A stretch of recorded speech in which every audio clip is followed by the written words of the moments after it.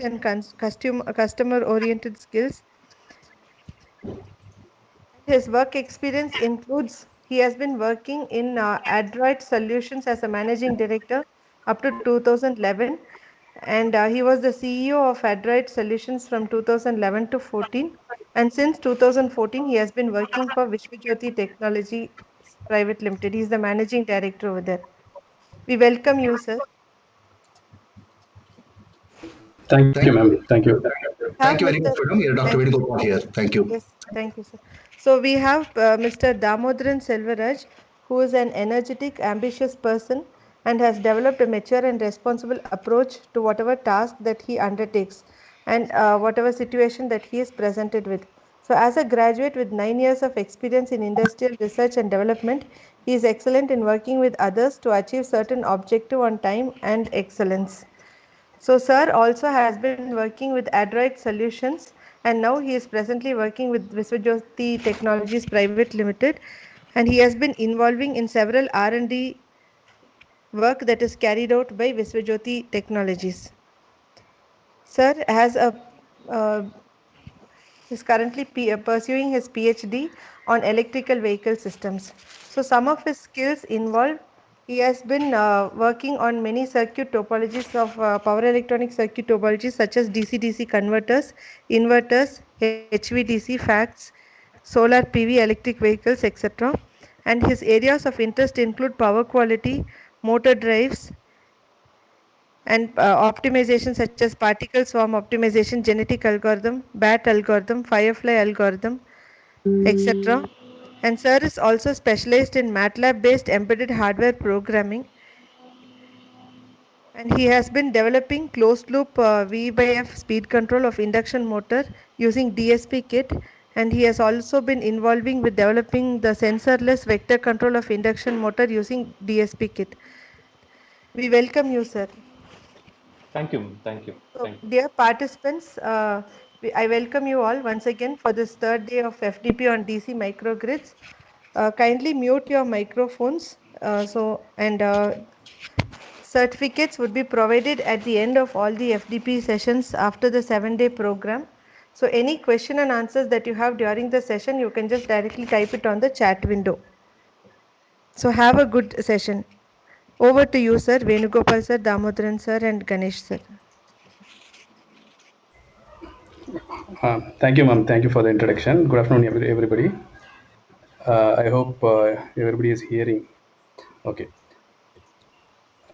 Yeah. Damodar, you can share that screen. We'll start with the.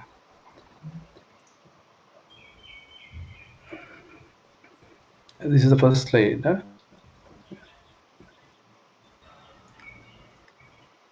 Damodar, you can go to the first slide. Yeah. Yeah.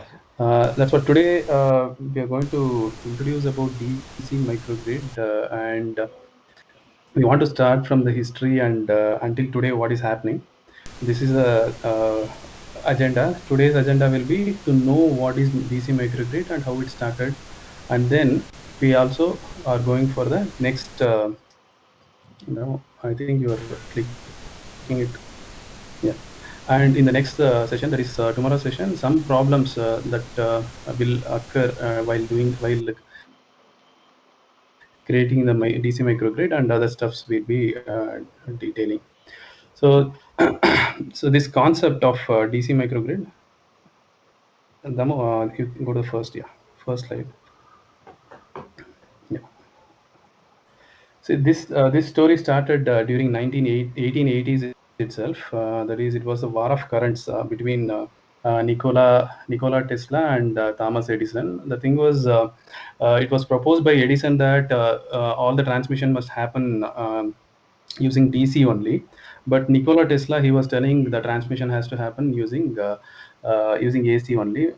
Actually, both were working in the same lab. It was Thomas Edison lab, and once there was a tug of war between these two people, because of the war of currents, another company existed. It got created. That is called Westinghouse Electric Company, where people accepted Nicola's plan of having AC only for transmission. So the main thing was that all the DC bulbs what Edison developed, it was only of lower voltage range. But Nikola Tesla, he developed the what is that the generator, AC generator, which would generate more higher voltage, and later the transformers, all those things came, which became our transmission lines. Next slide. Yeah, but but if Peter Prewitt was there during that time itself, during 1880, actually it was in 1900, Peter Prewitt created the Mercury arc rectifier. That was the first rectifier which could even the higher voltage, it could actually convert into DC. So if Thomas Edison and Peter Cooper Hewitt were joined, right, they would have done it. But the thing was, Peter Cooper Hewitt also was working in Edison lab only. Later in the later years, he was also working in the same Edison lab only, and this got created. The rectifier got created.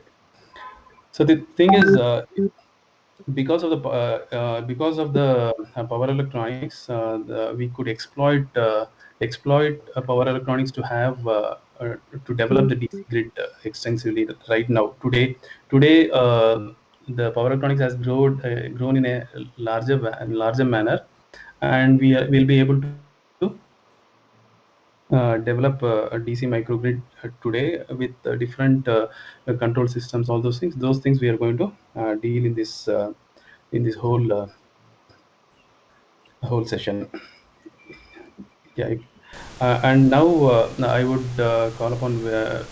Yeah, this is what we are going to see. Let us see how and why. And yeah, another thing is. In 2001, Robert H. Laster, he was the one who actually coined the word called microgrid. This you can see him, Robert H. Lasseter. He's the guy who actually coined the word microgrid in 2001. It surfaced into technical electrical people. People would get to know about microgrid only during 2001. And after that, next slide. In the After that, first in publication, DC microgrid surfaced in 2004. These people from the power electronics background. This was the first which surfaced in the IEEE. This was a conference, but later on, a lot of transactions have come. This is a first appearance in the word DC microgrid appeared in IEEE standards. Now, I'll pass on to Mr. Venugopal sir to tell about how the basic traditional microgrid will be there, and how it got forwarded to microgrid. Hello, sir. Are you able to hear me? Hello? Hello? Yes, sir. Yes, sir. We are here. Yeah, thank you, Mr. Ganeshan, sir. And thank you for your actual a wide introduction about the traditional grade. Usually, this will be very helpful for the researchers who wants to apply for the PhD. They can see, usually we will say literature survey. Literature survey is one of the most important part of your research work. So the Ganeshan sir has nicely given from 2001, even before that, 1996 IEEE papers are also they have started with some conventional grades and other thing, correct? So those concepts here nicely here projected, and from 2001 onwards there will be a lot of papers on these grid systems, and especially microgrid systems. We are having more than decades, we are having these kind of a conventional grid systems. First, before going to the microgrid, I will like to talk something about conventional grid or the traditional grid. So that is one of the basic part which will give you the continuation to microgrid. Why we have to go for the microgrid, and especially in microgrid, we are going to divide it as a DC and AC microgrid, DC microgrid. So let us see now. I think probably majority of you will be knowing a traditional grid or conventional grid. What this conventional grid consists of? Basically, it is like a power system structure. It is a single line diagram of a power system wherein we will be coming across the generation, the first component, the transmission, second component, distribution. And again at the distribution, there will be a feeder end. Okay, from the feeder end, we are getting the consumers as well as to the industry people. So you can see here from the starting point, there are generating stations here. Generators we are using. This is just one of the conventional generating stations here. So the 3 generators, let us say there will be the different range of values here. See 220 kV, 132 kV, 400 kV system. Even in India, we are going for up to 780 kV, 780 kV system. And just we have taken an example of a traditional grid system, where in this is we are talking in terms of kV, kilo voltage level. 400 kV is the voltage at this point. Okay, the generation point. From here, we are having a transmission system, wherein the voltage will be stepped down to 66 kV. 66 kV voltage we are going to transmit. And from here again, there will be a sub-transmission level. This is the transmission level. Again, sub-transmission level, where again we are reducing the 66 kV voltage into the different levels of voltage, like 33 kV and even 11 kV.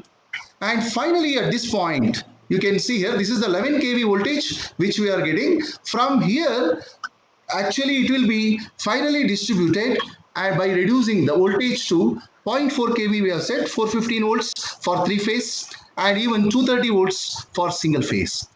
These are the different levels of how the transmission line voltages will be, how the generation, transmission and distribution, they are differ in their voltage levels. And finally, at the feeder end, where we are going to send it to the consumers, either it can be the industry or it can be the residential, we are going to send the 3-phase or the single phase supply. Again, in between, there are different consumers for whom we are going to supply the different voltage levels. Okay, this is just a traditional grid approach where it is purely AC.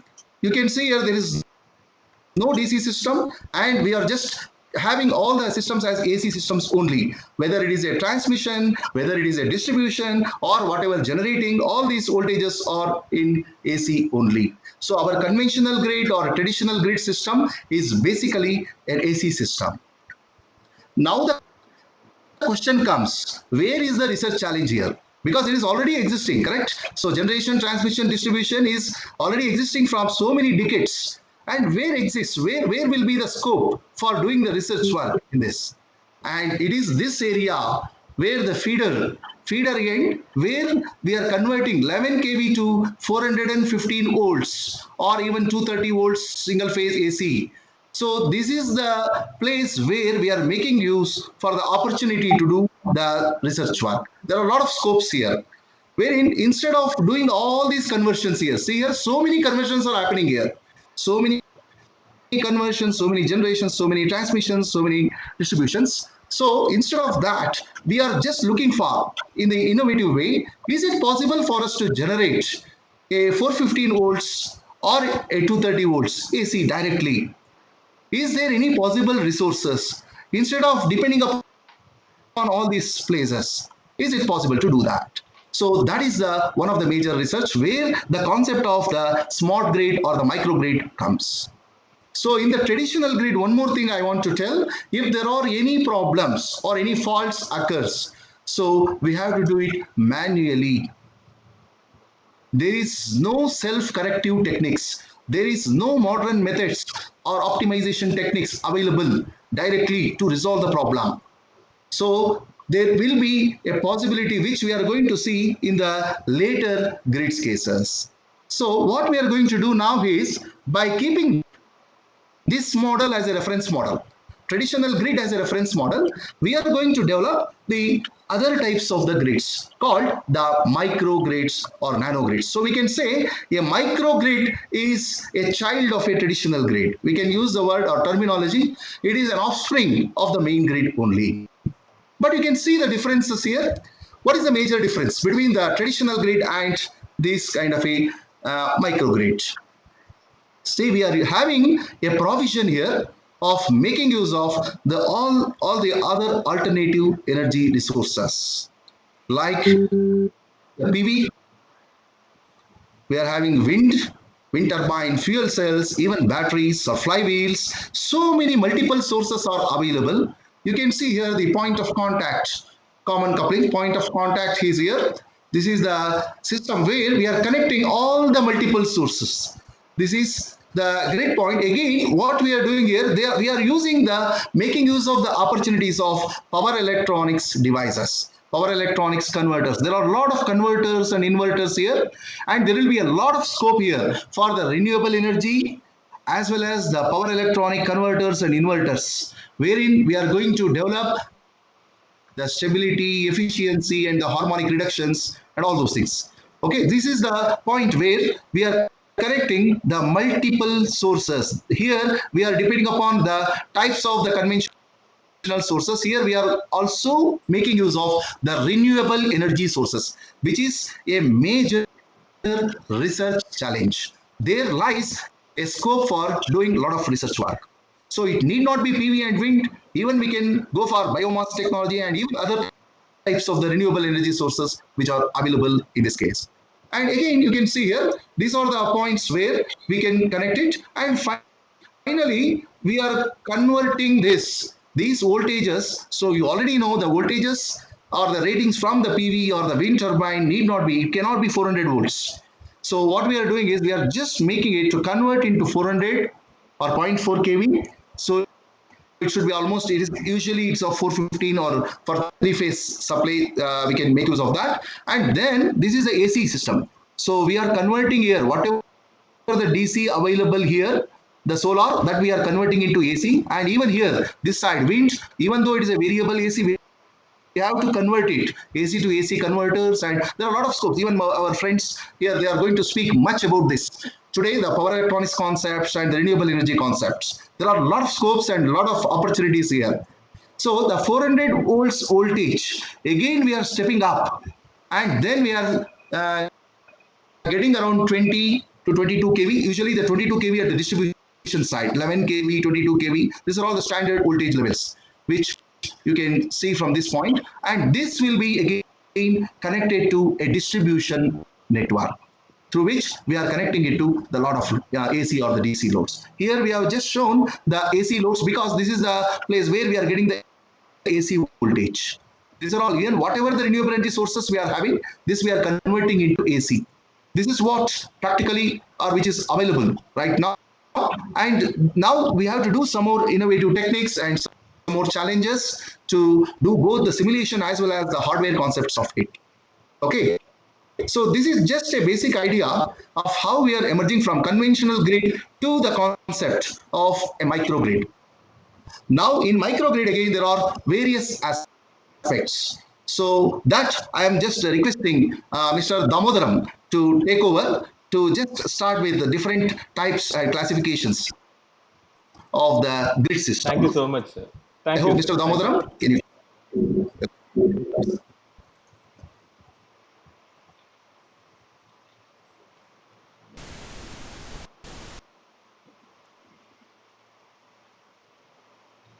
So here we are going to categorize the grids. So there are many categorization available. Basically, we have many authors, have many institutions have given the categorization of the grids. But here we have taken first under the grids we have AC or DC grids. So AC grids we all know, usual traditional grid. The DC grid is the new one, and under this AC or DC, that means it can be a AC or a DC grid, or it can be a hybrid one, where we have under AC DC microgrid we have a picogrid and a nanogrid, and this pico and nanogrid is helpful for lighting systems. Like home lighting, LED lamps, and other systems. It can be a AC light or DC light. It can able to help in all lighting system, and it can able to use till 1 kilowatt of UPS power. So a UPS whichever is connected, that we are going to use it as a picogrid. For example, every home or every place we have inverters or UPS system. So this UPS system is having one battery there. So this is going to connect a specific number of loads to it. So normally the definition of grid is a connecting point of sources and loads. So the point where all the sources and loads are connected is nothing but grid. So here we reduce the size of a grid to a nano and a pico. So pico is a very small compared to nano, and the pico is going to have only lighting loads and it is going to have some storage devices. That's all. So the nano is also the same. So it is going to have only the lighting load and the storage elements. So the next one, microgrid or mini grid and mini grid. So the microgrid mini grid, usually it will work like a normal grid with lesser voltage and lesser power, the miniature, as Venugopal sir have said about the miniaturization of that main grid to the um, smart grid or the microgrid.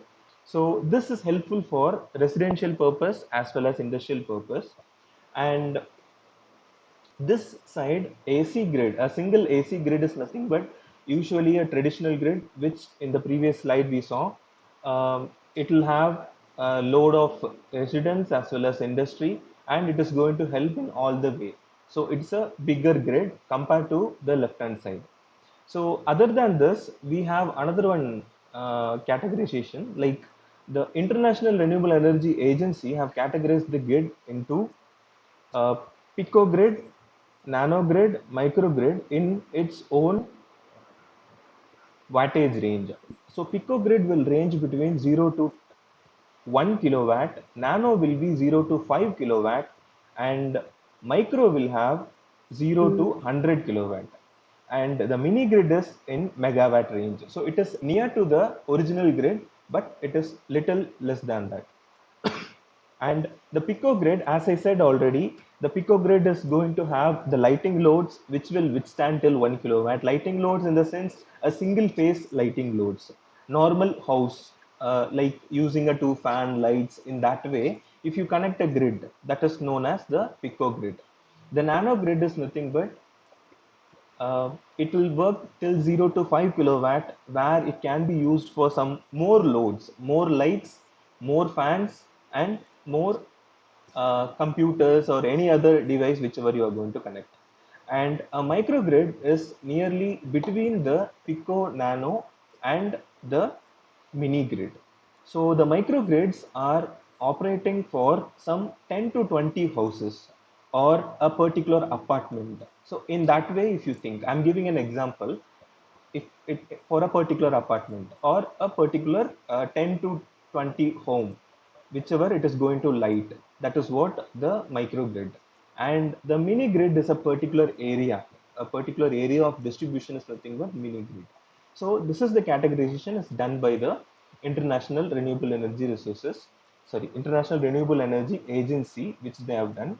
And what is difference between AC DC microgrid and how it operates? So this will be taken by Ganeshan sir.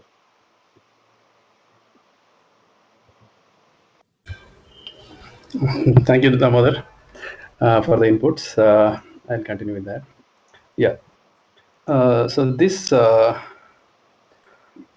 is what when we are categorizing according to the topology.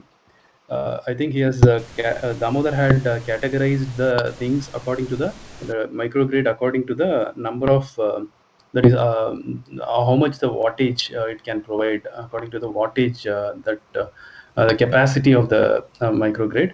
Now the next categorization what we are telling is it is a topology based categorization. So in this we have got three categories, that is AC microgrid, DC microgrid, and then the hybrid microgrid. So when we are talking about AC microgrid, everything that is there will be a point of common coupling where all the renewable energy resources will give input as AC, and that will be connected to a common point from there it will be connected to the distribution grid, that is the distribution network. So here you can see wind. A lot of things are there in that. That is converters. That is you can use PMSG, SEIG, DFIG, where that is separate 4 topologies are there for wind conversion. And that from wind you will be giving it to the point of common point of coupling. So this is AC, and then here you in PV you have to use an inverter to convert that into AC, and for fuel cell also you will be converting it to AC. And here a set of loads, AC loads they have given, where from the PC itself you can get it to be given to the loads.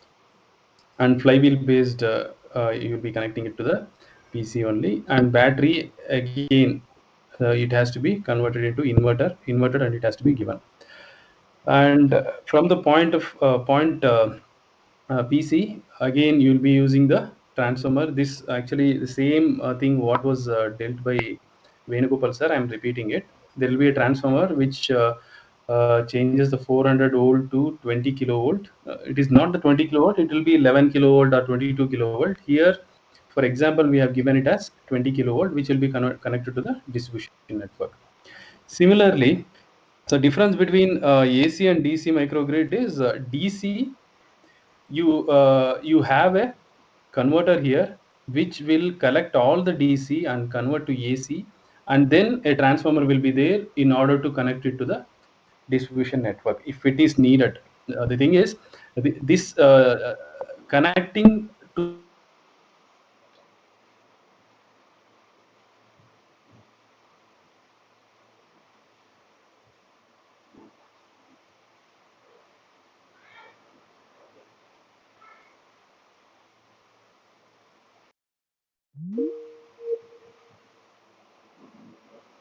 DC to DC converter, you can use some other DC to DC converter to convert that to DC. And if there is a here DC load, EVs can act as a DC load, and sometimes that also act as a V2 VEG, and GEV is there. Grid to vehicle, vehicle to grid is there. So that concept will come here. It can be bidirectional also when it comes to the DC load here. What is mentioned, the cars are there. No, that is that can act as a bidirectional. It can be act as a load also. It can also act as a generator when it is needed. And then AC loads also we can use just by converting that from the PC. You take DC and you invert it, and you can give it to the AC loads. And same way, only difference between this AC and DC microgrid is that there will be a converter which converts DC to AC, and then that will be connected to a transformer which will be connected to the network. Yeah. And then next is the hybrid microgrid.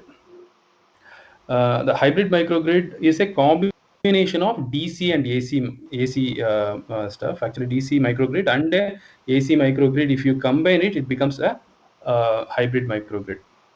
So when we are talking about hybrid microgrid, usually the dominant one will be AC because of the structure already available. Yeah, is that yeah, because of the structure already available, the dominant thing will be AC only, and the subsidiary thing will be the DC microgrid. So here you can see local DC loads will be fed from the DC bus itself. In the blue, I think Damu can help me in the cursor. In the blue, right? Yeah. Inside the blue box, a DC bus is there. There you have a DC bus, and from there, if it is to be connected to a AC load, you have to invert and connect it. And the same way, if it is to be connected to the main AC bus, then again DC will be inverted and connected to the PC. Yeah, exactly. That DC to AC you will be connecting. And you have a DC bus and a AC bus both. In the AC bus, you can see directly AC loads are connected, and for high power, high quality power load, like if it is an industrial load or anything like that, where you have a higher peak voltage, sudden peak voltage coming in, then DVRs will be helping you to maintain that. As you know that reactive power compensation you have to do near the load, you have to have the DVR near the load only. So that's the thing. And AC bus you are having, and you can see in the top, even the renewable energy resources can also provide to the AC bus.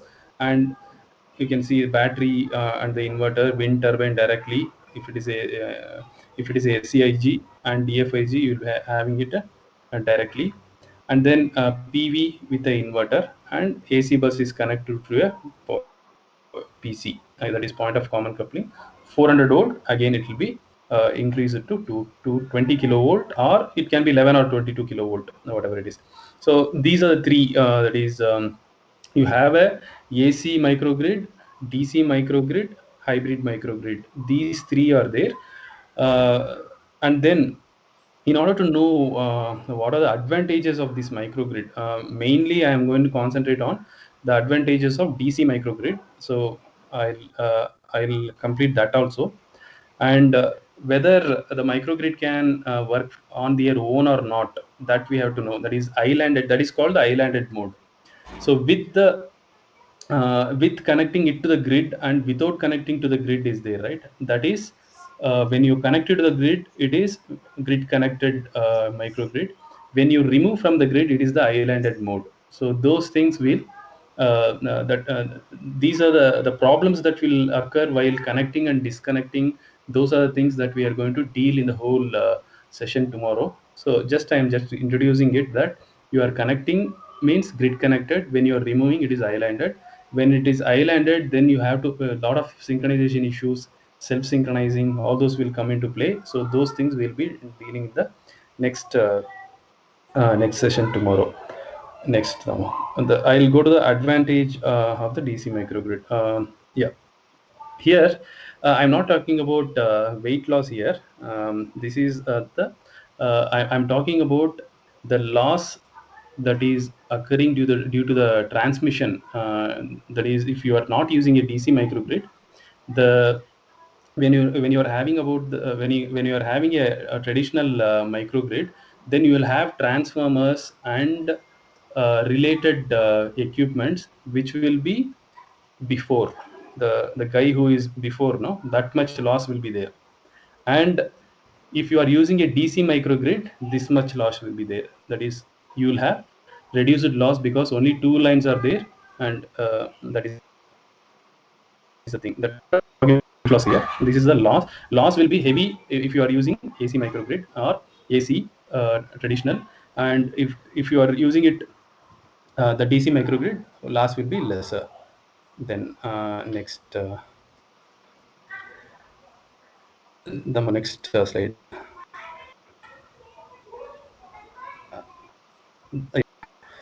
And then another advantage of microgrid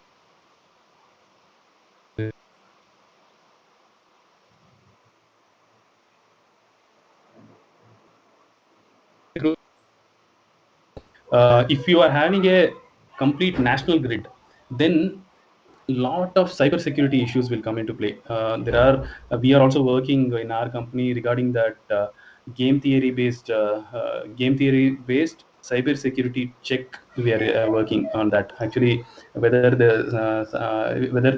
whether the transmission line is attacked or not, that we are able to find using that is multiple player game theory stuffs like that. So here, if you are having a bigger grid, that is complete national grid, if you are having, then what will happen is I'm talking about the green. Damu, if you can help me on the cursor, the green one.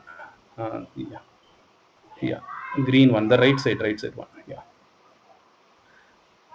yes, this one, right? So here people are trying to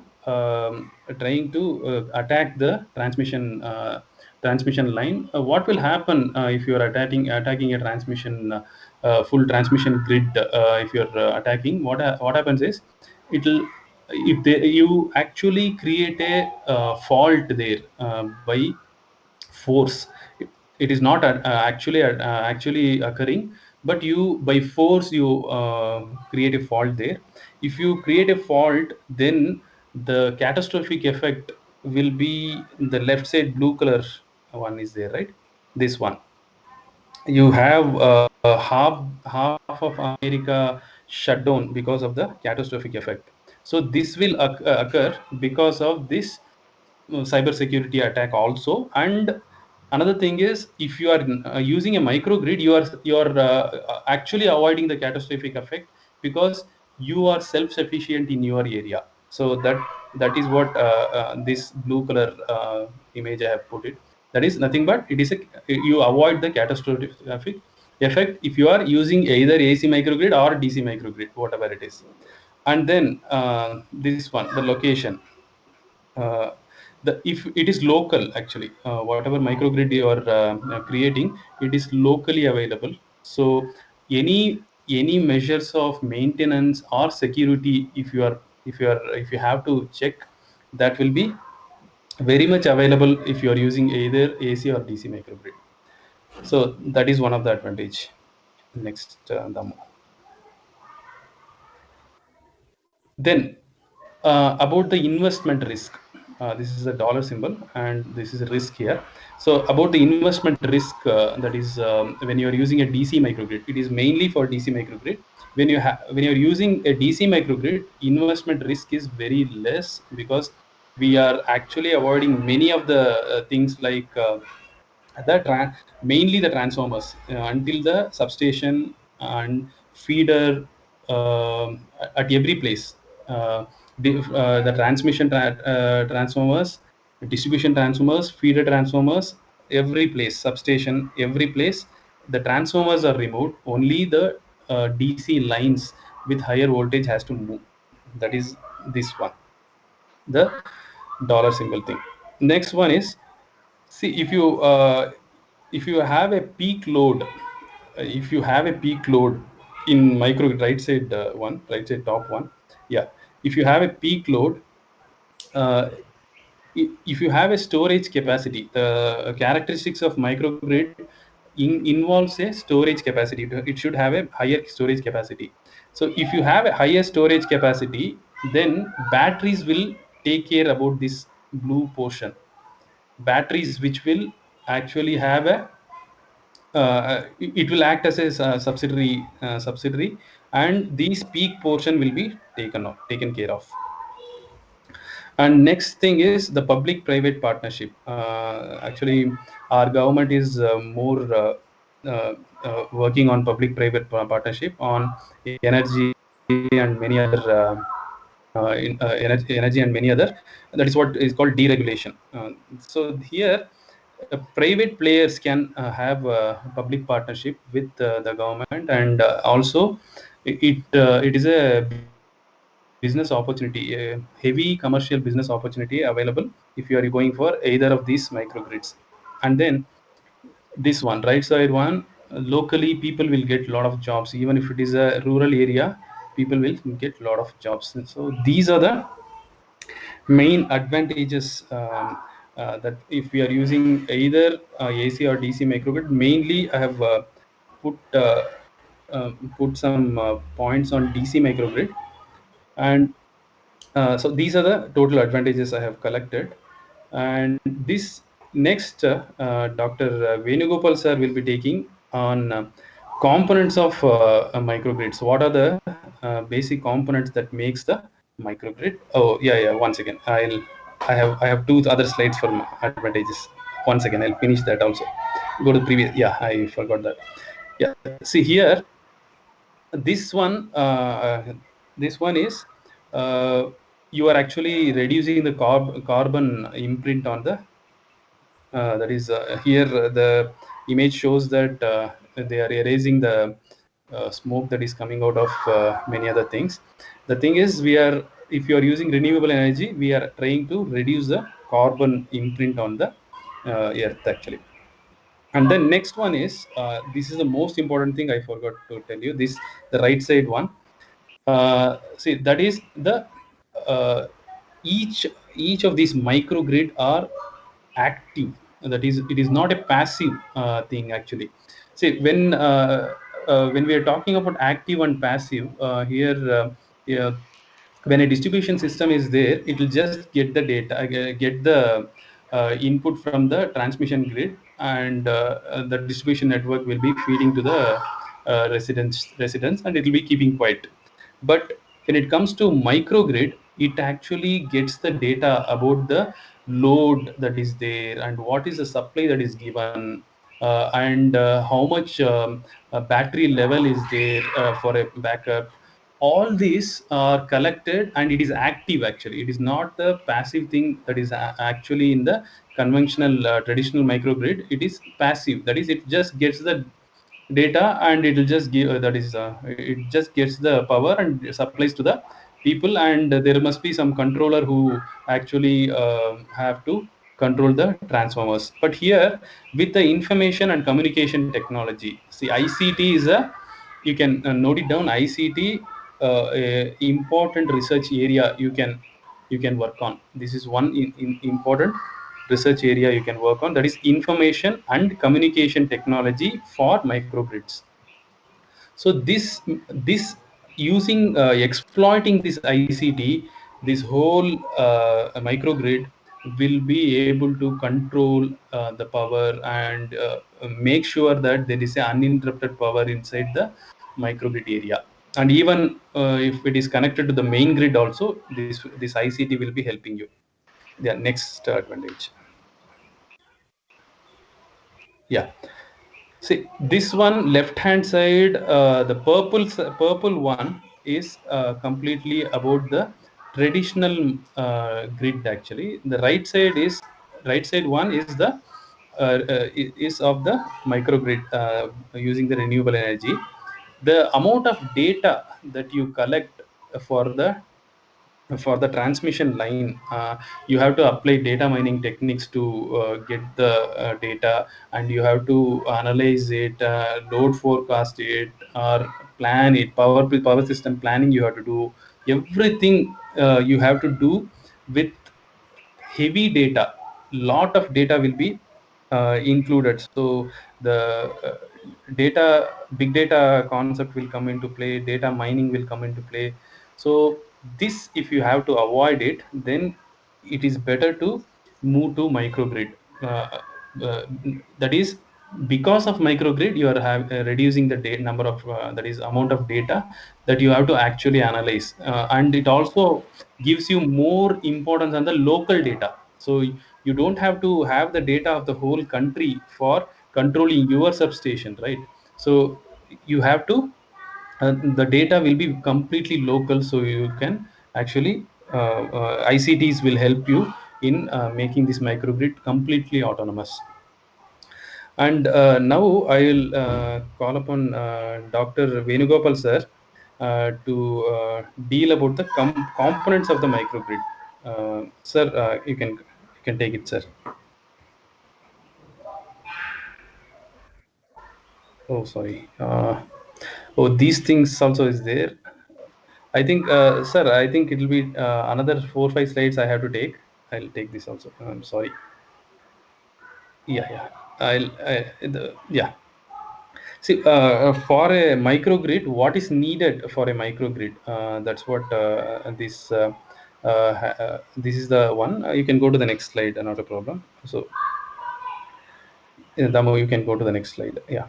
See, a very advanced control system is needed for the microgrid, because it has storage, monitoring, data, and everything has to be centralized. For a microgrid, you need to know how much load is there, whether that load can be fed immediately using the available resources, and whether our batteries can supply the peak loads for today. That is, it is like that day forecasting, that is a week forecasting. These kind of things only will work in microgrid, because it is a small grid. So you have to have the amount of SOC, that is state of charge in the battery, and how much the power is generated, and all these data you are collecting, and you are going to make this happen. So a very efficient what is control system is needed for this. Next one. Next slides. No. Yeah, and this is to tell about the islanded mode. Actually, it is an island here. So the thing is, you actually have to assure that your island is completely sustainable. So a island which is completely self-sustainable is the microgrid. Microgrid, the what is needed for the microgrid, it has to work completely islanded mode. Also, it has to be able to until the grid can help you, it has to be self-sustainable. So that is this islanded. It should work as an island. Next. Yeah, next. And yeah, this is complete autonomy. See, microgrid should have complete autonomy. That is, as I told you about the islanded mode, same thing here. It should have a complete autonomy. Means all the metering, the smart metering things, everything it should have by itself. So that's why it becomes a complete autonomy. So that's why I've broken the what is it? Yeah, I think you'll be able to understand. The right side thing, it's a battery. That is, it should have enough storage to maintain the peak. It should have enough storage for the peak demand, power demand. Sorry, load demand. Next, Tamo. I think.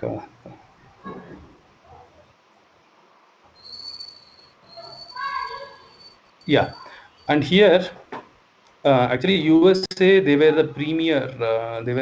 They actually started all these microgrid concepts, and they are very even. I think they have got the smart grid already applied with smart metering, everything. But actually, relevance is more for Indian scenario. For the rural, which is not electrified until today, it is more uh, relevant for Indian scenario only. So Indian scenario, you have to think on rural electrification. So better than US, we have lot of options to have rural electrification, and a lot of commercial stuff is there in our Indian scenario only. Mm, yeah, next slide, Dama. I think it is Venugopal sir.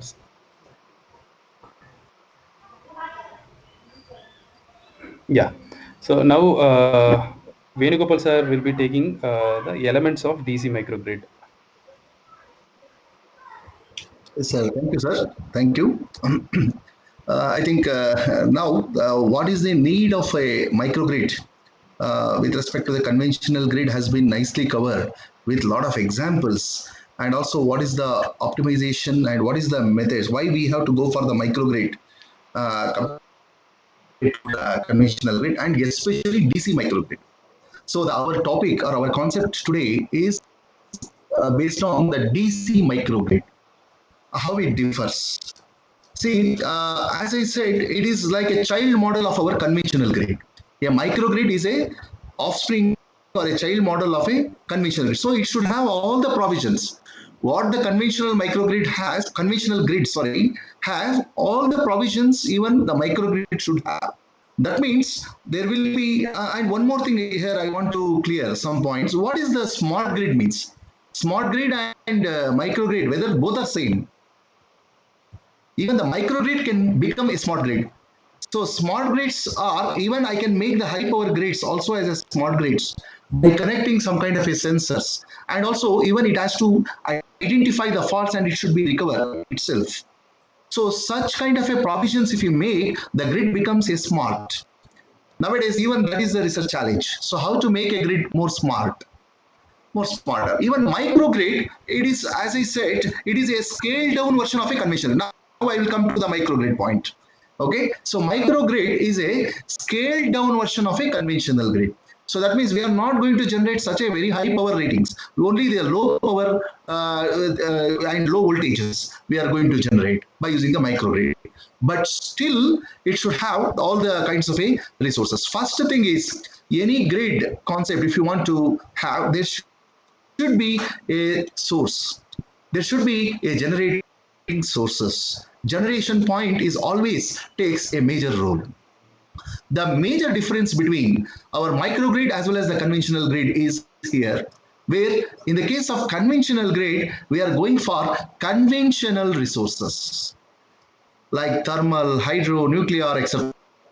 But even in distributed generating units, here the major challenge is non-conventional resources also can be added, like solar, wind, even biomass, and even geothermal, etc. So these are all, there are a lot of other opportunities, other provisions are there. So even a DC microgrid can contains a multiple sources, and the challenge is how to interface them. So this is again a major scope in a DC microgrid. And of course, once you generate the voltage, either by using the solar or the wind or any other resources, the next point is how to, there should be some points which should utilize those voltages. Correct? That is nothing but loads. It is similar to a concept of a system, where the system means the input, processing, and the output. The input here are the sources, resources, whether it may be a conventional or it can be a non-conventional, and the output will be the load centers, where either it can be a DC or AC. And one more difference, major difference here. See here in our DC microgrid, even we can connect the AC loads as well as the DC loads, depending upon the loads. So we have to discuss now later today's session, what are the different types of the load centers, what are all the specifications, what type of DC loads, what type of AC loads, and what according to the IEEE standards. Next is, there is a source, there is a load. These are the first two parts of a microgrid. Now, the next important part is, there should be a connection between them. So we should establish a connection through the proper wires or proper cables. And now you should feel that in the case of a microgrid, it is not, we are not talking about the large distances. Okay, it will be a very small distances. Okay, so these distances we have to cover. The source and the load, we are going to connect it through a proper cables or proper wires. So this contributes, or this constitutes a network called a distribution network, and how to properly distribute the voltages to depending upon the capabilities as well as the ratings or the specifications of the loads. So the distribution network again is a major challenge as far as the DC microgrid is concerned. Of course, the next important part is the control unit. There should be a proper control unit for this process. So it should be very much, we should know when these resources, we cannot completely rely on solar or the wind. We cannot supply the voltage throughout the day, 24 hours of the day. So there should be a provision how to switch over, when to switch over from one source to the another source. So what should be the topology of the network, how these provisions, how these mechanisms will be done by using the proper control techniques. So the control techniques or the control units plays a major role. And these are all the very, very important components or elements in DC microgrid. And the last one, even though I mentioned it is optional, it is always a good option, good thing to have electric power storage. Even for the emergency conditions, we should have the power storage. Electric power storage should be one of the very, very important component, where there should be a backup, where there should be a battery backup, where suppose if there is any failure in the system, we cannot face the situations like blackout or brownout as in the case of a conventional grid system. I hope you will be come across what is blackout and brownout. Brownout will be a fault occurring due to some specific region, some small region, whereas the blackout is for the complete, the system will be under the problem. It has to be replaced. Correct. So these are all some of the problems which we are facing even in the conventional or the conventional grades. So you should take care of all these things. So generally, elements of a my DC microgrid, these are the five important elements. One is the distributed generation units, generating units. Second one is the load centers. Next is the distribution network, control units, and electric power storage. So even though it is optional, it is essential. It is very much required for the depending upon the load conditions. I think Damodaran, can you go for the next slide? Yes. So now here there will be the sources of the microgrid, which I think in the DC microgrid we have the different sources. As I mentioned, solar, wind, geothermal, and even waste to energy, combined heat and power systems, etc. Even though they are all environmental friendly and they can integrate with renewable energy sources. So I want from here each units we are going to divide now. So probably today we are going to cover the concepts of the microgrid as well as the conventional grids and the basic concepts for what are the research challenges.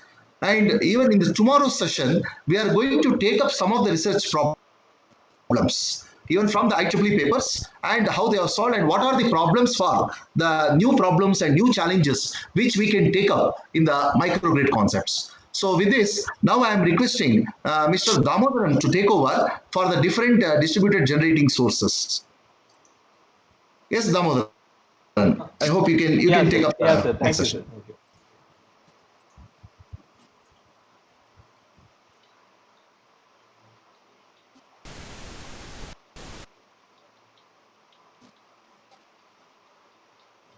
Hello, is there any? No, sir. No, sir. I'm doing it. Sir, you are audible. I think Damodaran sir is not audible. Hello. Hello, Can you Damodaran? hear me, ma'am? Are you there? I am expecting Damodaran Hello. to explain some of the practical and research concepts in terms of the microgrid before we are going for taking some research problems. And Can even you hear Ganesh me, sir can ma'am? also be joined. Yeah. Yes, sir. Yes, yes, yeah. Okay. Okay. Yes, Damodar sir, you can Okay, continue sir. with the Sure, sir. Sure. concepts. Yeah.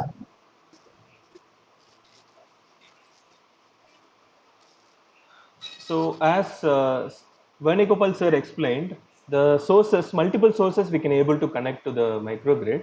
The major sources, whichever we are already using and we are getting the power, are this solar, wind, geothermal, waste to energy, combined heat and power, and some more also it is there, but those are all, it can be like a diesel generator and a fuel cell, and which requires some fuel for that to work.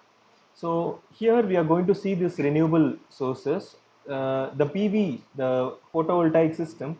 So I think all might know about how the PV works. So it requires a PV panel to get the energy from the solar, and then it is going to transmit the power through DC to DC converter.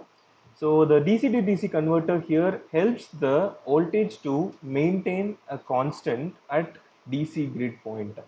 So to maintain the constant at the DC grid point, we require a maximum power point tracking, as well as the another one loop is required to maintain the DC point as a constant. So here we connect the PV system with the DC-DC converter to observe the power as well as to maintain the constant voltage. By maintaining the constant voltage, we achieve the DC grid concept. So the DC grid concept came due to this PV panel alone, because the PV panel is producing the energy as DC. It is not producing any AC power.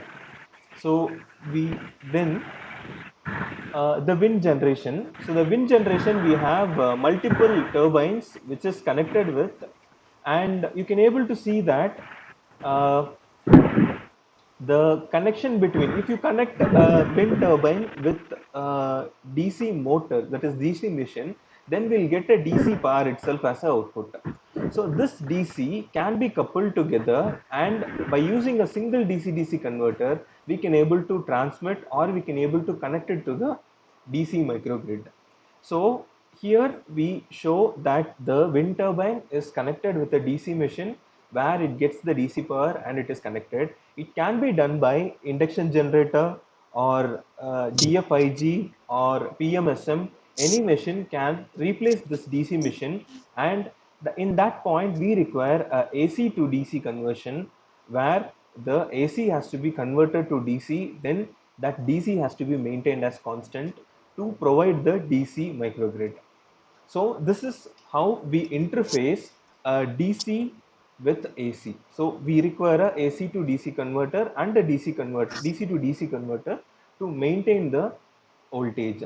So the PV doesn't require more conversion, but the wind or a AC system to DC requires more conversion here. And there is a possibility to connect any number of resources to the DC link.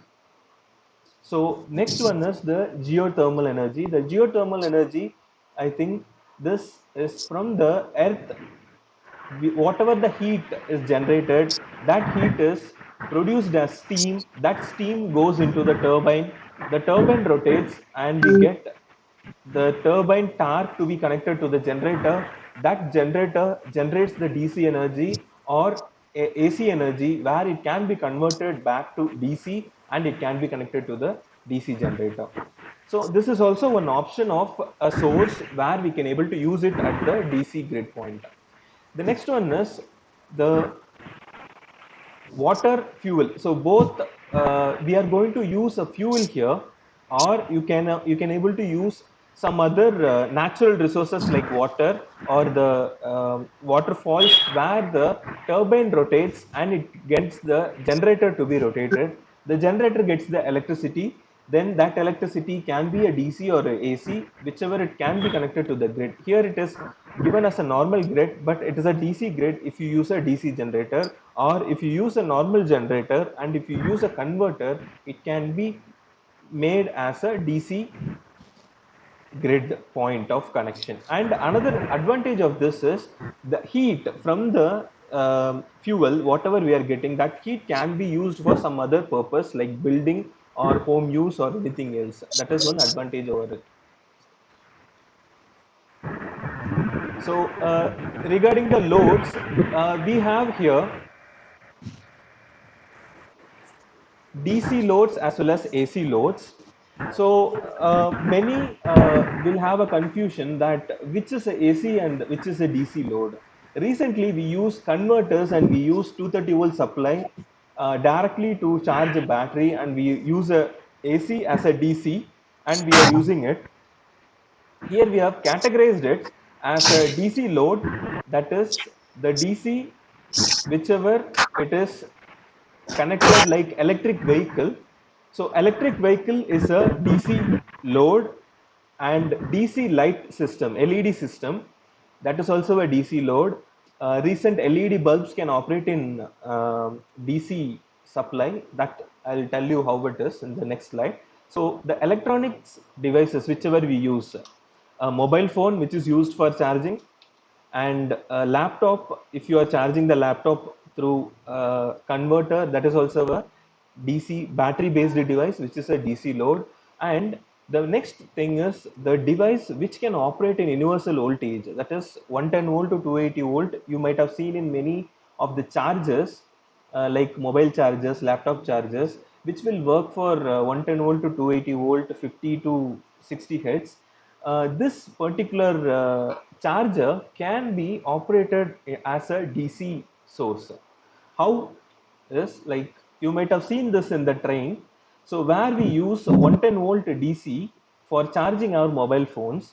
So they have mentioned here that it is for mobile phone charging only. So they have limited the current to be flown from the supply as to 1 to 2 amps.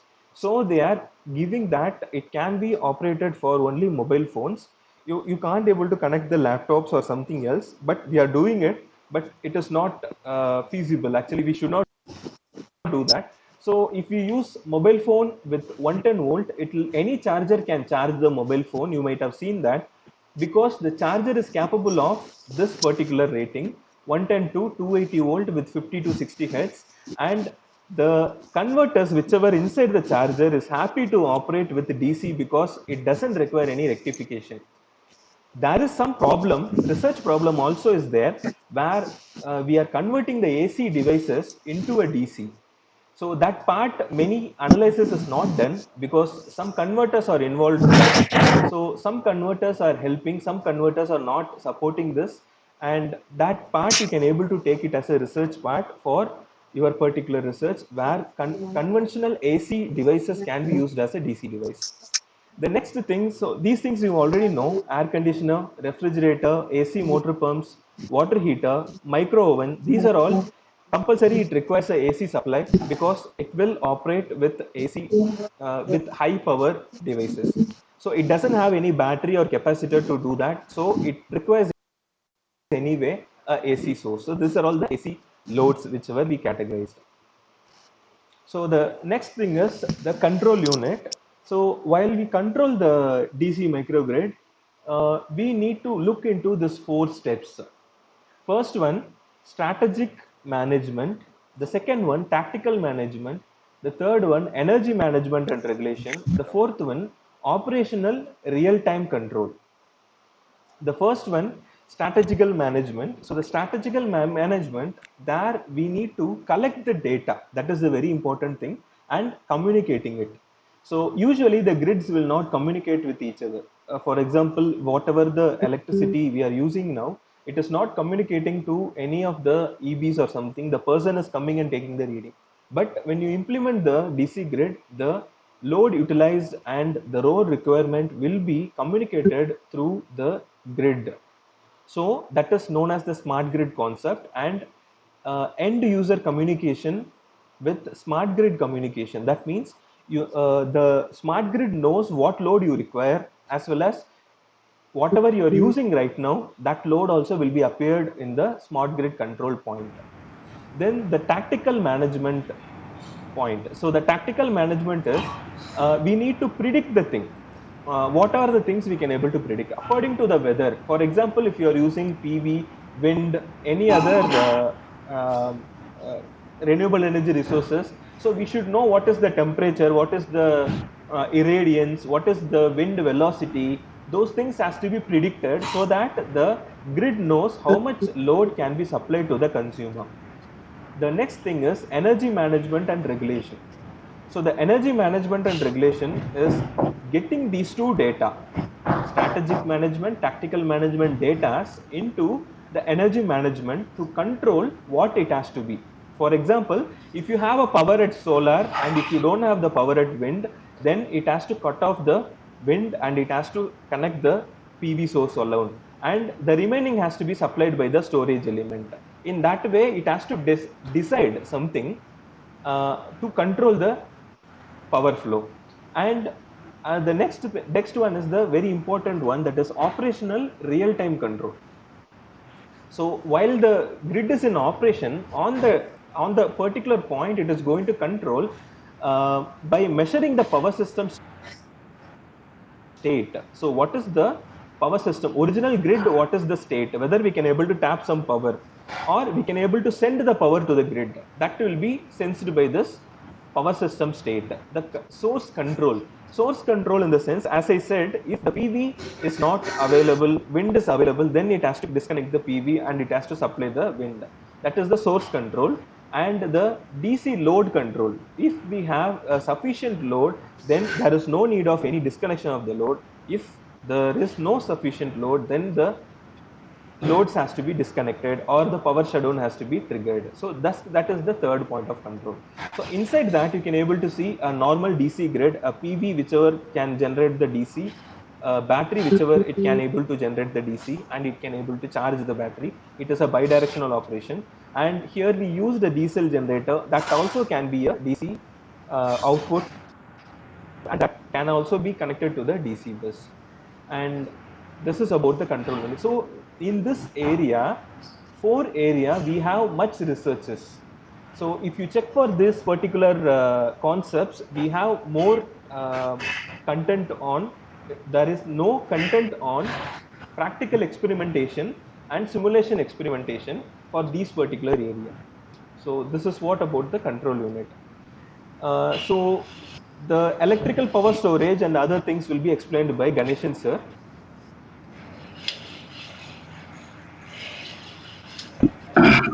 Thank you, Damu, for the elaboration. See, somebody is having that. Hello.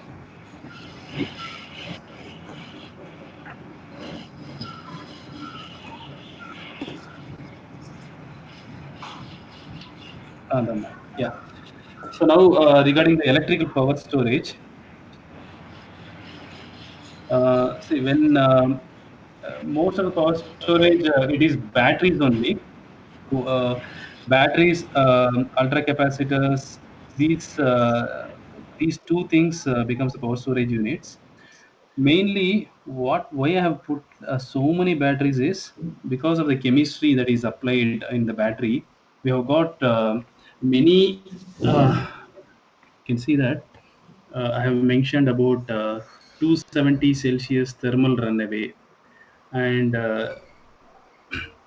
and also C rating. These kind of things we have to check whenever we are going for the electrical power storage. That is the batteries.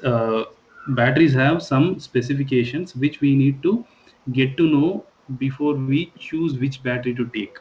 So you can see that there are 5 to 6 lithium ion batteries. You can see that lithium polymer is the one which is having 60 Celsius uh, thermal runaway. What do you mean by thermal runaway? See, actually, after a particular degree Celsius, the whole battery will fire.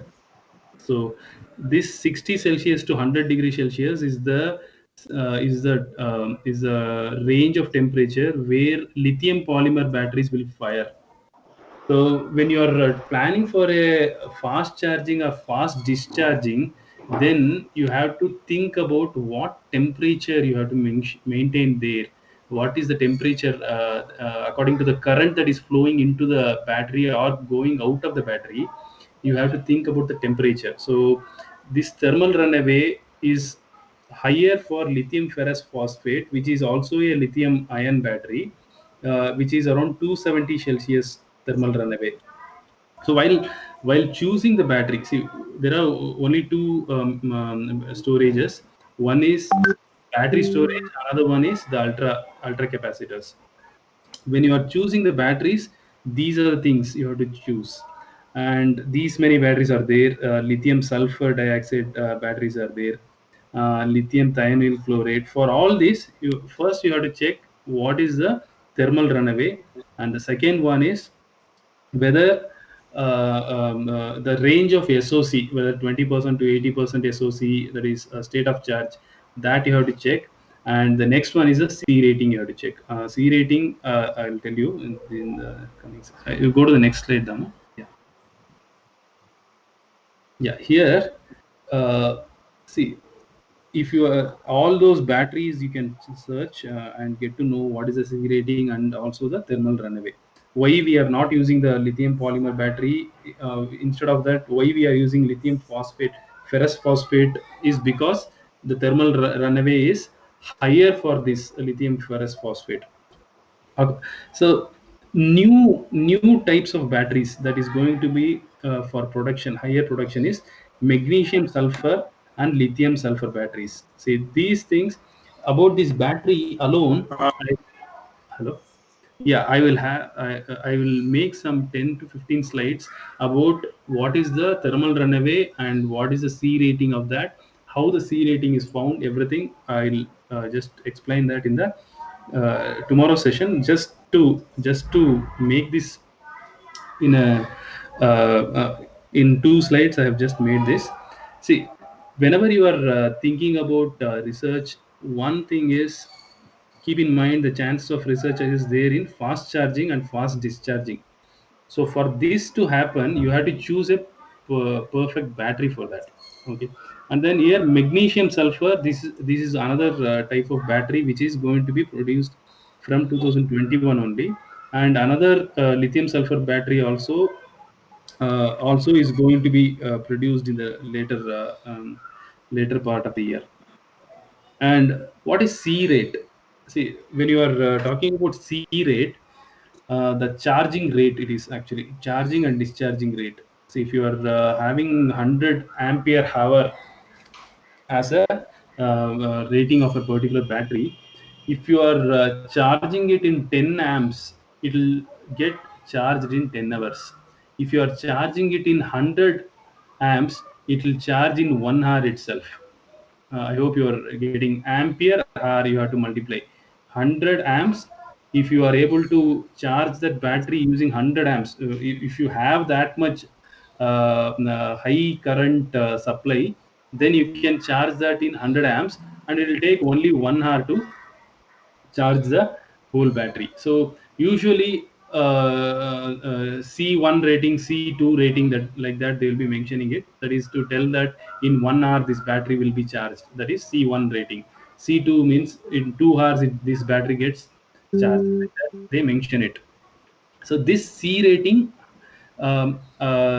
is actually controlled by the thermal runaway, because if you're giving 100 amps to the battery, what will happen? It will get heated up and it may get fire if you are having if the C rating of that particular battery is not up to the level.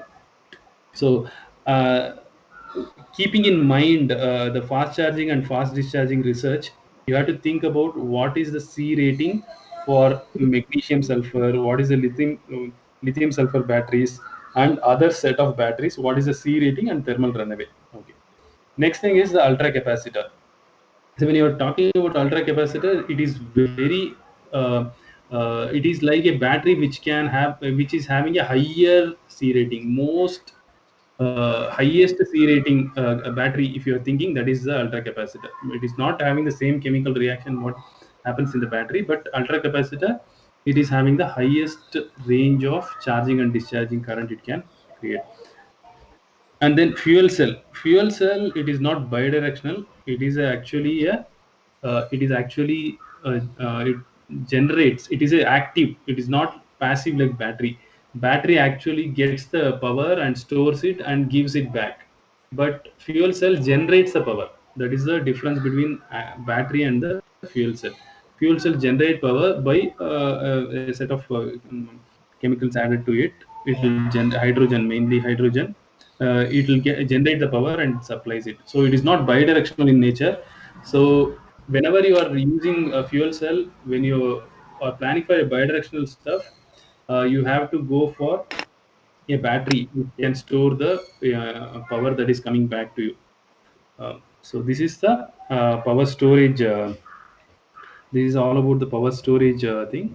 And next thing is I'll be dealing about the characteristics of microgrid. So yeah, components. Yeah, this one. I think I'll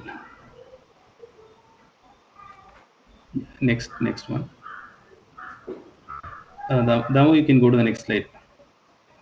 I'll go to.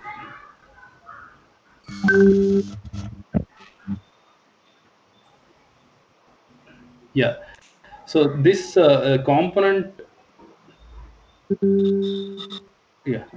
Anyway, characteristic. The component is already dealt more about that. Anyway, that the DC converters, all those things are there. Venugopal sir, I think he can take that components. Yes, sir. You see, sir, actually, the characteristics part. Madam, how much time is left now? How much time? Rekha, madam, can you? Sir, actually we planned for 3:30 to 5. Five. So maybe if Wait, you wait. have some time for question and answers, we can Yeah. close and we Okay. can continue I think tomorrow, sir. better now. Can we have the question and answer session now? And we Yes, will sir. keep these things for the tomorrow session. And Sure, we sir. are going to highlight some of the research components into the Okay, sir. papers and research components into it. Okay, I sir. think, Ganeshan sir, Yes, sir. can wind up now with this, Okay. and tomorrow we will continue with this. And if Characteristics. there are questions, we can take up. Okay. Okay. Okay. Okay. Okay. Let us open it for questions then. Yeah, if the professors have any questions, you can just ask us.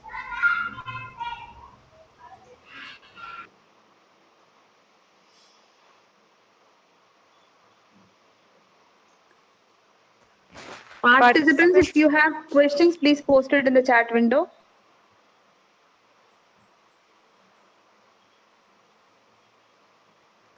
Sir, are you able to access the chat window? Are you able to access the? No, I think we are not able to. We are not able to see that actually. Yeah, now I think there is a white this thing. Yeah, yes. Sir, how C rating of battery is determined? See, C rating is nothing but how fast a battery can charge and discharge.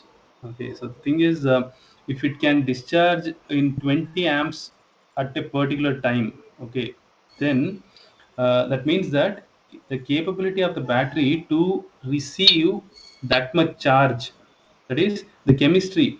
If you're talking about lithium ion, lithium ferrous phosphate, all those things are chemistries. You tell it as a chemistry.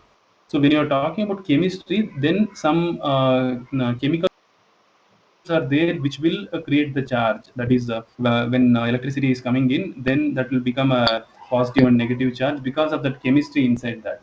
So that chemistry will lead to have higher current to be taken in or higher current to be sent out. C rating is nothing but how much current it can at a time it can take. That means that 20 amps, if you're able to charge a battery of 100 ampere hour, then 20 amp into 5 hours, it is equal to 100 ampere hour. Is it clear? So when you are when you're telling C1 or C2 or C3, that means that if your C rating is C1, C2, C10, C20, like that, they will tell. That means that C1 means in 1 hour itself, the whole battery can charge 100 ampere hour also. It will be that means that you can give 100 amps 1 hour. 100 amps in 1 hour itself, it will get charged. So 100 ampere hour will get charged inside the battery in 1 hour. That is a C rating. C1, they mention it as C1, C2, C3, according to the number of hours it takes to charge the battery. Okay, sir. Thank you. Yeah, thank you.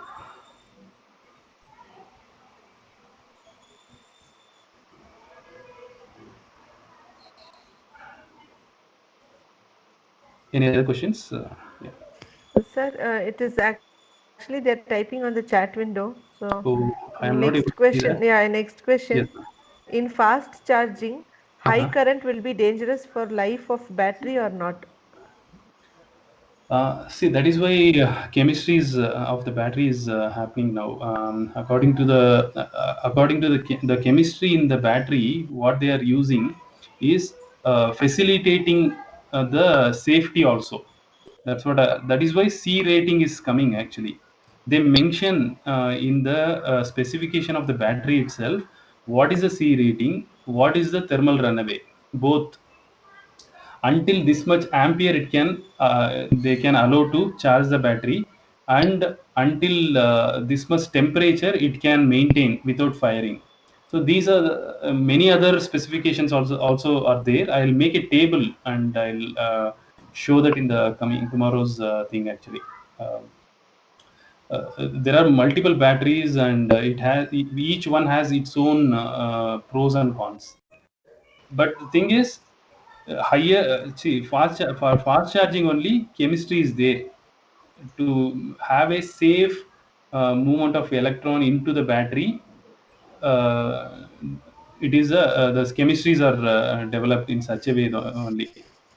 So you don't have to worry about whether battery will the life of the battery. Yes, it affects the life of the battery, but it doesn't affect much as it was before. Now that is why new chemistries are coming. That's why lithium sulfur, magnesium sulfur, magnesium sulfur batteries are coming in now.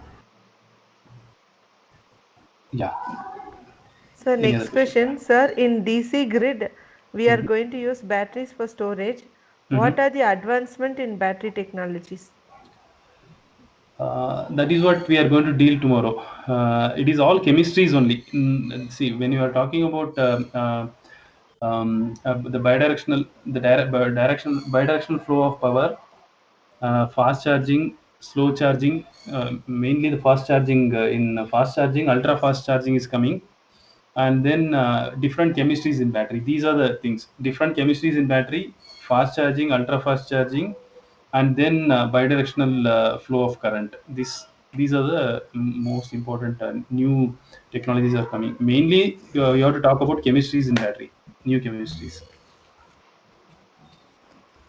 So one more question. Since we are going to use many converters here, how Yeah. we can reduce or avoid the harmonics or other Yes. adverse effect of power electronic components? Yeah. See, actually, load side based fax devices are utilized because it is very long. That's what characteristics of my microgrid. If I would have dealt, they would have clarified. They would have got the clarification. Tomorrow, anyway, that is the one I am going to clarify. Now Okay. there will be, yeah, there will be harmonics. Yes, there will be reactive power injection. Reactive power injection has to be done from our side. Yes. So those things we are going to deal. I'm also talking grid inertia. They are talking about grid inertia, so that we'll be dealing tomorrow. So one last question. Is there any method or test to know the C rating? That I have to get to know from the battery supplier only. I'm not sure about that. When it comes to battery, theoretically, I have read about that. So about Can I those answer things, this, sir? yeah, Yeah, of course. one C rating is nothing but the as sir said, according to 1 hour, how much battery can discharge. So there is no other test is required. That the rating of the battery itself will say that. So if you are purchasing a battery, it will be mentioned in ampere hour. So that is nothing but the C rating relates with. So you don't want to measure anything. By receiving the rating, you can able to understand. That is the thing. Yeah. I think the majority of the questions are based on battery management system, battery and electrical storage. It's good to Yes. know that. Yes. Yeah. Then Uh, we'll. some more Yeah. questions are there, or can, hello? Yes, sir. Ma'am. Thank you, sir, for the session today. Over to you, Sudhir, for the vote of thanks. Hello, sir. Yeah. Hello? Yeah. Yeah. So this. Sir, one question, sir. Yeah. Yes. Tell me. Sir, what are the research opportunities in electric vehicles, sir, as far as the battery is concerned? That is V2G and G2V. I think a lot of things are there in that. You can V2G and G2V, grid to voltage, grid to vehicle and vehicle to grid. In this, lot of new things are there, and smart metering joining with this. That is the major thing you have to work on. Smart metering with V2G and G2V. Okay, sir. Yeah, this you search and you work on this, you'll get a lot of research work in And that. another one is there, Okay. Hmm. if you can able to manage the vehicle without charging it, using the other resources, solar, wind, or in any other means, you can able to manage the vehicle for a day without any charge. You don't want to spend some Yes, sir. time for charging at all. That is the maximum point of the research in vehicle, electric vehicles. If you don't want to charge your Okay. vehicle, Thank you, but sir. you can able to use it as it is. That is the thing, actually. That is what I'm saying. Thank you, sir. Yeah. Hello, sir. Yes, ma'am. Sir, I would like to ask one question about island condition. Islanding. Yeah, yes, ma'am. Yes, sir. If I Yes, ma'am. penetrate when the DGs in a distribution network, Yeah. is the total rating of that DG should match with the total rating of the load, local loads. Mm-hmm. And In that see, case, actually, of that is everything, sir, the see, that is peak like shape. met by this grid, sir. Sir told Yeah, I'm getting it. initially, sir told that in islanding conditions that DG should able to meet the loads. Yeah. Yeah, that is, it'll get the help of the main grid and also the if you are completely islanded, then batteries are the one that will help you to maintain the peak grid conditions actually. So islanded mode is not a permanent setup actually, but islanded mode also it should be able to work. That's the thing actually. It is not a permanent setup. Yeah. Islanded can't be Without a permanent. without grid, it has to operate. That's all. Whether it is going to disconnect or it is going to make some load shedding, anything it has to do, and it has to share their sources to the load, whatever it is there. If the source is less, then it has to disconnect the loads. If the source is not sorry, if the source is there, no need to disconnect. It can able to run all the loads. If the source is there, not there, then it has to disconnect the load. That is the load shedding algorithm and other Load things are shedding will there happen. actually for that islanding mode. Okay, thanks. Okay. Yeah. I think some of the concepts we can cover. I think tomorrow's session Yes, we it will will try to come, cover sir. It that. will come. Some concepts. Yeah. Yeah, Yes, these yes, these are the things we are trying to do it tomorrow. yes, yes. Yeah. Any other questions, ma'am, Yes, from any sir. other We'll people? take questions for tomorrow, sir. Tomorrow session. Okay, Everybody. okay. Yes, sir. Yeah, yeah. Then we'll do that for the next session. That will be. It is a privilege for me to extend a vote of thanks to all those who have contributed in one way or the other way to make this FTP a success. I express my sincere thanks to speakers Dr. Venugopal sir, Mr. Ganeshan sir, and Mr. Damodaran sir for accepting our invitation and for giving us such an informative presentation. They will continue their session with more interesting topics tomorrow as well. Thank you, sir. I thank our management and principal for motivating us to conduct such technical events. Our chair, Dr. M.R. Reshmi ma'am, and vice chair, Dr. Mini Sujit ma'am, who has been the driving force behind this whole process. Thank you, ma'am. I thank our coordinators, Dr. Deepa ma'am and Dr. Sureka ma'am, for taking efforts in arranging this FDP. Most importantly, I wish to thank the student coordinators Jagdish, Sudhir, and Pawan for their support. We thank our department faculty, UG and PG students for rendering all the help required. Last but not least, I thank the wonderful participants who have turned up for today's FDP. We thank you very much for your patience and cooperation. Thank you, one and all. Looking forward to see you all in 7 days FDP organized by Amrita Vishwa Vidyapeetham. Thank you all. Have a great evening. Thank you, ma'am. Thank you. Thank you. Bye. Thank you. Thank you. Thank you.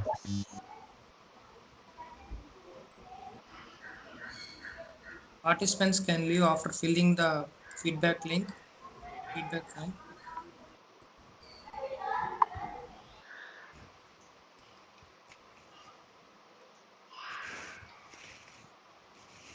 Thank you, sir. Venugopal sir, Damodaran sir, and Ganeshan sir. Thank you, sir. Welcome, madam. Welcome. Tomorrow also, can we start by 3:30? 3:30 p.m. Is it Okay, sir. okay? 3:30 or at 3, sir? You can confirm. Uh, yes, madam. Is it okay? Is it comfortable? Okay. Is 3:30 to 5? Yes, sir. 3:30 No is issue, fine, sir. sir. Whatever is your convenient timing, if you just tell us, we will tell the participants accordingly, sir. Okay, madam. Okay, okay. Thank you. Thank Okay, sir. you. Thank you, sir. Yes. Welcome, madam. Welcome.